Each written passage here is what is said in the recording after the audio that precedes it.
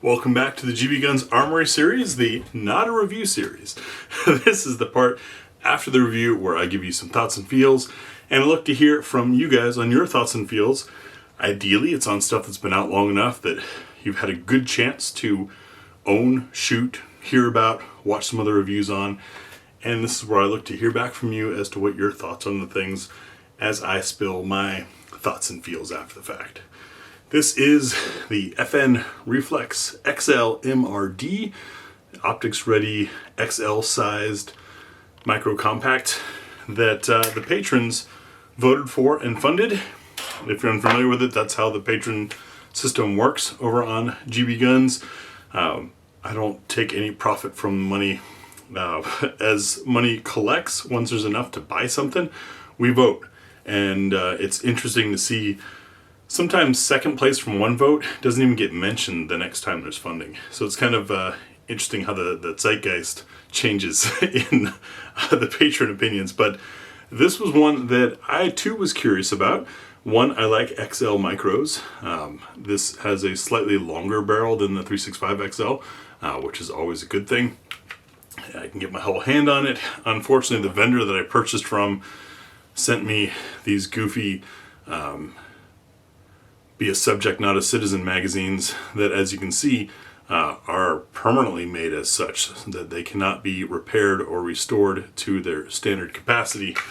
These ones fit nice and flushly, and the only ones I was able to find aftermarket online are these 18 rounders, which stick out quite a bit too long. So that already, kind of unfortunate for me, knocked it out of the running for being a carry gun. I'm not going to be a subject, and at the same time, this is a little too complicated or challenging for me to conceal. So stuck with that. But part of the interest in this is pretty much, or had the potential to be, one of the only viable hammer-fired micros out there. Now, people did mention the CSX when I brought that up in the original video. Maybe the CSX has changed. Maybe it never changed, and that's why they released the E-Series as like a unofficial oops and fix. But the CSX that I bought and paid for with my own money was a mess that I would not want to carry, and certainly would not take to the range again because it's just no fun. And the bummer with that is, as a man of ethics, I also don't want to sell it and burden that on someone else, especially if they're not very familiar with firearms. The issues with the CSX were too many for me to deal with. This is hammer fired like the CSX. There's a little pocket in there you can see for the hammer to reach up. It's an internal hammer, so it doesn't scare away the striker crowd. And between the size, the quality of fit and finish, and general design that FN puts into guns, I had really high hopes. What made it difficult for me to shoot on the range, I needed to take it out and spend more time with it when I get more time for it. As you may have noticed, I stopped doing these daily. That's because the life got busy, change of jobs, lots of travel, and I simply don't have the time anymore that I did before. But what killed this for me was the trigger. It feels fine there. Yeah, it's... Oh, didn't reset. Oh, that's right. The slide needs complete travel. So be careful if you want to put an optic on it or shoot light ammo. We didn't have any issues in What's for Dinner with ammo being too light to reset the hammer, but it does need very full travel, so you need a firm wrist. The trigger feels fine currently, here shooting dry. On the range, however, I had difficulty predicting the trigger. And that sparked a debate that I think, as of the day I'm filming this, is probably still going on over on the main videos. Two schools of thought on trigger. One way, which I was taught and have shot for many, many years, is what they call prepping the trigger. As you're coming onto your sights, you're taking up the slack, and as you refine your sights, you get to the wall, and then once your sights are where you want them to, didn't reset. Blah, blah, blah. Then you fire. This does not have a wall. I'm accustomed to that in striker-fired guns. Hammer-fired guns and pre-cock strikers are the two opportunities where you have to have a nice, clean wall. And this just doesn't have it. That makes that style of shooting difficult because you can't fully predict. The other school of thought is you get on sights, you get on target on sights, and you just pull until, damn it. You get on sights and you just pull until it breaks while keeping it level. Valid thought, especially in the stress of self-defense. I completely get that. I have not been in a civilian self-defense shooting. I have, however, been in combat overseas. That was a different deal. I had buddies. We had air support on its way. We had indirect fire support. I had a little more time, I guess you could say, because my opponents were farther away and they had multiple Americans to shoot at. I don't know which one they were aiming at that given point, but I had time to make sure my shot counted. However, I still did, even under that pressure, keeping in mind the liability of what in the military gets called collateral, but I am, sorry, a person who cares about humanity. Not every person out there deserves being shot, and you don't want an errant shot causing damage. In war, that's how you turn innocents into enemies, and their families into enemies, because they remember the time the Americans were reckless and they want to get Americans out of their country. In a self-defense scenario, that's how you end up in court for the rest of your life, with multiple civil suits or criminal cases for the way that you discharged a firearm. Guy tries to jump you at the ATM. He's already got a knife out as you're reaching for your gun. You're probably not going to think about the trigger. That's a get it out, close contact, bam, bam, bam. I get that. We can armchair quarterback this all day long. There are times, and there's definitely a school of thought that is not wrong, that a predictable trigger doesn't matter. However, there are also times, and a school of thought that is not wrong, that it's good to have a predictable trigger. And again, maybe it's my personal bias. I do not like the unpredictability of the FN Reflex XL MRD. Does that make it a bad gun?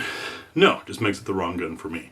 And if you couldn't tell by the wall behind me, or the previously 1,500 videos before YouTube went on a tear, and they've been deleting or restricting at least one video a day for over a month now. And in November, they hit 65 all at once, one day. Woke up, 65 videos gone. That's more than a year's work for most channels, and definitely a lot of my spare time from previous years gone in a heartbeat. I digress. Anyways, 1,500 videos, reviewed a lot of guns, and the reason why there are so many is, one, we live in a semi-free economy, and so we have choice, but the great thing about that is that means you can find the right fit for you. If you're not worried about a predictable trigger, finding the wall kind of thing, this is an excellent gun. If you are someone who likes to be able to practice and train that way, and works on accelerating that to the point that it moves as fluidly as a defensive shot, which yes, can be done, this is not for you. I guess that's it. The sad part is, as a hammer-fired gun, this had the potential to have a nice wall, but it doesn't. And something with a nice wall can still be shot the other way, that just pull straight through and don't even think about it. But a trigger like this cannot be fired the other way, and that's where my disappointment is. It's not the gun, it's what I thought the gun should be. Ironically, and to go on another tangent, for those of you still listening, that right there has been the experience I had has been a major motivation for me in the channel, and it's part of why I continue to fight through YouTube's BS and all of that to produce content for you guys, because I believe most of the products and things out there aren't bad, but we end up unhappy with them because what we had in mind is not the product that we received. And when we spend our hard-earned money, our patrons' hard-earned money, for example, on something, and we have this picture in our mind of what it's going to be, and it's not that, it's easier for us to blame the item than it is to accept that we didn't do full research. And what I noticed early on in watching YouTube was there were a lot of details, thoughts, feelings, facts, science omitted from most of the influencer type videos and even some of the reviewers. Then, not a fault to them, they're doing their thing. The influencers want to entertain you, make you happy and feel good about a product, so you go buy it. Other journalists have other things that they focus on that I omit because they're not my thing. But I wanted to help provide as complete a picture of information about these things as possible so that when you spend your hard-earned money, you're not disappointed. And I see that as helping everyone. It helps make sure you get what you need. It also saves the company the heartache of people bitching and moaning about their otherwise fine product not living up to some unadvertised characteristic. For example, the trigger on this thing. Nobody ever claimed it was going to be that way. It's just what I had in my mind.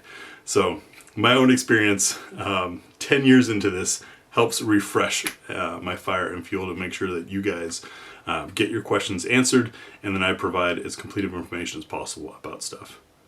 Thanks for watching.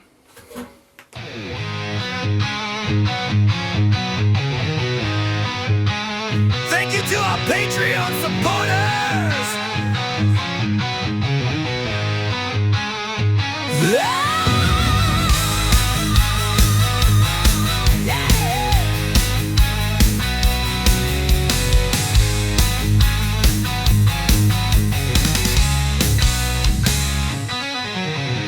GBGuns and I do to level. Derek S. Jr., Joseph T. Algie Tom Scott King, Brian P. Rich, Moises S. Fast Eddie, Talent 115, Marvin T. David F. Donald H. Jenna Greg K. Hey, thanks for the tip level.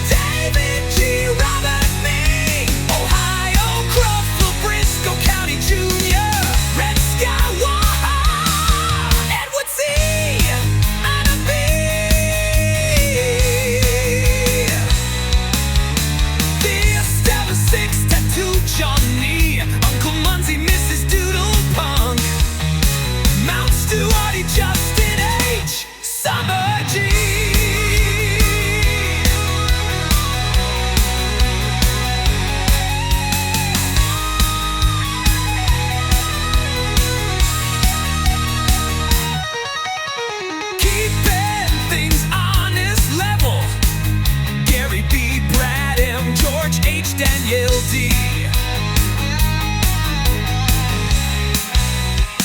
Neil Adegard, Adrian H. Mark S.